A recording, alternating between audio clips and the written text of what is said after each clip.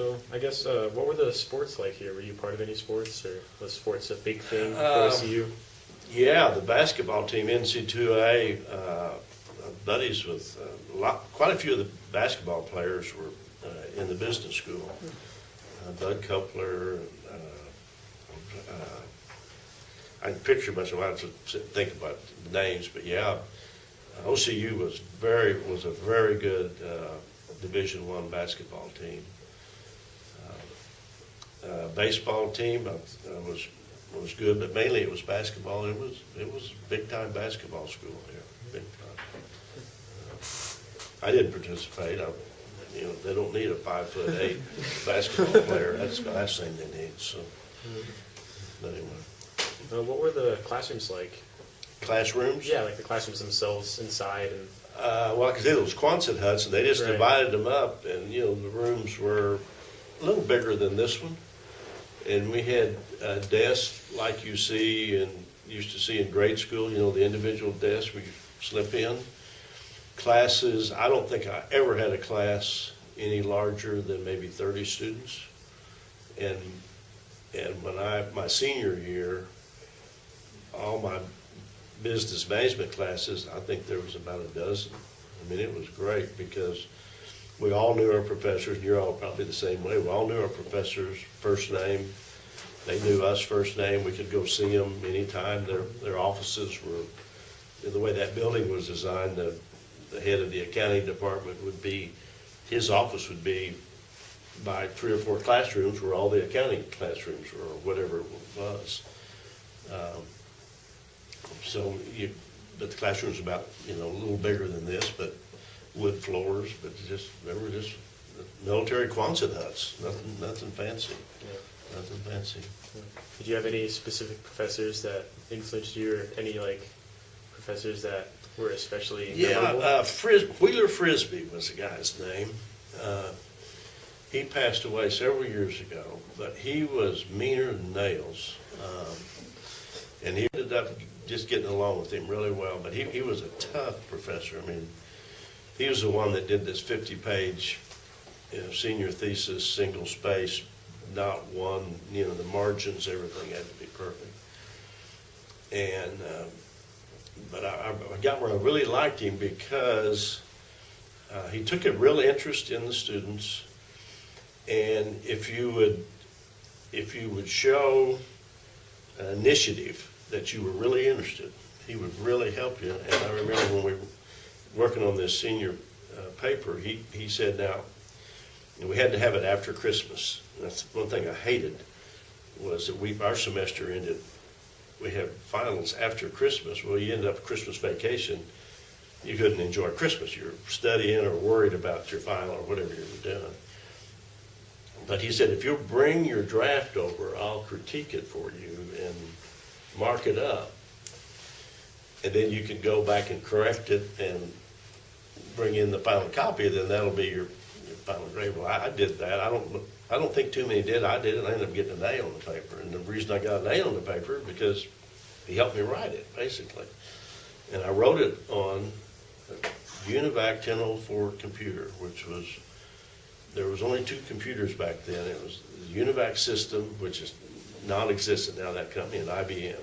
IBM, I think it was called an IBM 3, if I remember, or 360. And they were the old punch card. You know what I'm talking about, the punch card system? The IBM had the round holes, and UNIVAC had the rectangular holes. No, that's the other way around. IBM had the rectangular holes. UNIVAC had the round holes. And I wrote my senior thesis on that computer because I was interested in doing that in our business. We had a family business. And so after that, I ended up installing that computer system into our family business and did payroll and cost accounting and manufacturing, did a bunch of stuff with the system. And it was a plug wire where you literally had these boards, and so I'd program all this stuff. So I wrote my paper on something that was practical for me because I ended up doing it, but he helped. He was good, and then there was an accounting professor. I can picture him, but I can't remember his name, but he was really good with students too. He was very good. I took 21 hours of accounting.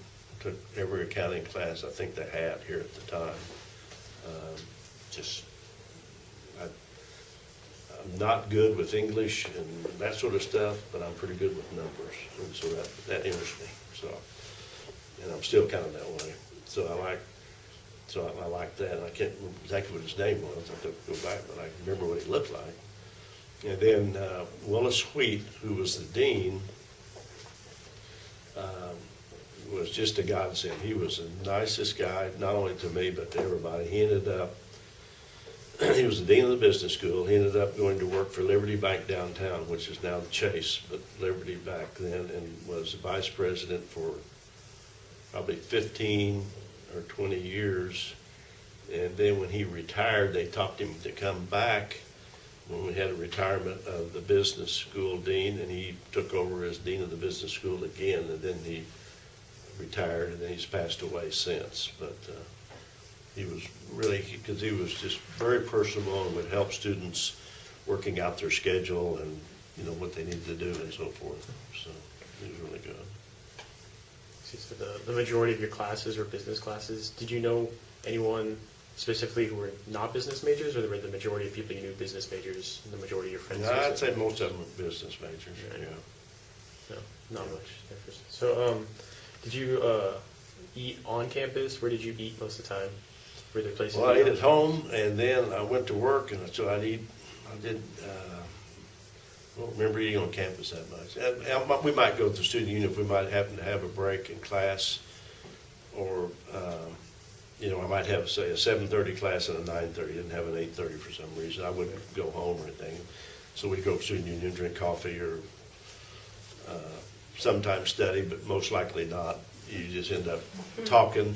Because I could study at night at home, because, I mean, that was okay. I wasn't going out anywhere anyway, so we'd do that. And there was a couple, three of us that would get together a lot of nights and study together. You know, it just kind of seemed to help to be able to kind of work together on whatever you were. We especially did it when speech class. Have you guys had speech class? Are you going to have it? Excuse me, pay no attention. That's okay. Everybody's scared to death of speech class. I was. Everybody is, because you have to get up, like, you know, I think the class, if I remember right, was a little bigger than this, but not much bigger. And you had to give, I think, 8 speeches. Each speech being, maybe 3 minutes. I mean, it isn't a long deal, but you had to do a speech on gesturing, you had to do a speech where you told a story, you had to do a speech about, you know, just all the different types of speeches scared people to death. I mean, all of them, everybody included. And I remember I volunteered every time as the first one, because then I thought, if I can get mine over with, at least I can sit there for the next 2 weeks while these other people are sweating it out, and I can relax. And that's what I did. So there's a buddy of mine that would come over. We were both in the same class, and we'd give our speeches to my wife. So I'm telling you right now, it's a lot easier to give a speech to 5,000 people, and I've done that, than it is to give a speech to 2 people.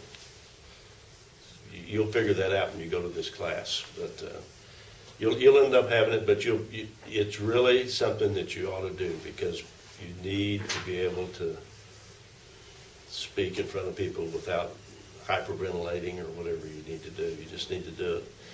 And once you get by the school part of it, and you're not so uptight about it, you'll really enjoy it. It really is fun.